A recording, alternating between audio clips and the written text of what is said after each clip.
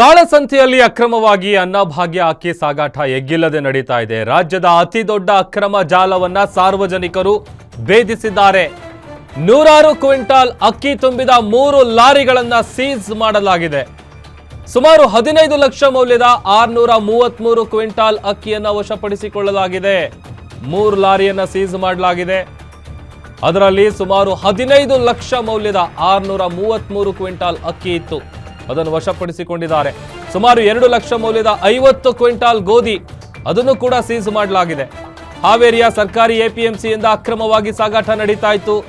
ಸಚಿನ್ ಕಬ್ಬೂರ ಎಂಬುವವರಿಗೆ ಸೇರಿದ ಗೋಡೌನ್ನಲ್ಲಿ ಈ ಅಕ್ರಮ ನಡೀತಾ ಇರೋದು ಬಟಾ ಬಯಲಾಗಿದೆ.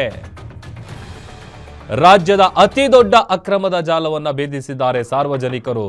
ದೃಶ್ಯದಲ್ಲಿ ಗಮನಿಸ್ತಾ ಇದ್ದೀವಿ. 3 ಲಾರಿ, ಅದರಲ್ಲಿ ಅಕ್ಕಿ, ಗೋಧಿ, ಅನ್ನಭಾಗ್ಯ ಸ್ಕೀಮಲ್ಲಿ ಕೊಡ್ತಾರಲ್ಲ ಅದನ್ನ ಇವರು ಅಕ್ರಮವಾಗಿ ಸಾಗಿಸ್ತಾ ಇದ್ರು. ಅದರ ಜೊತೆಗೆ ಈ ಸಚಿನ್ ಕಬ್ಬೂರ್ ಅಂತ ಏನಿದ್ದಾರೆ ವ್ಯಕ್ತಿ, ಈತನ ಗೋಡೌನ್ ನಲ್ಲಿ ಈ ಒಂದು ಅಕ್ರಮ ನಡೀತಾ ಇರೋದು ಬಟಾ ಬಯಲಾಗಿದೆ.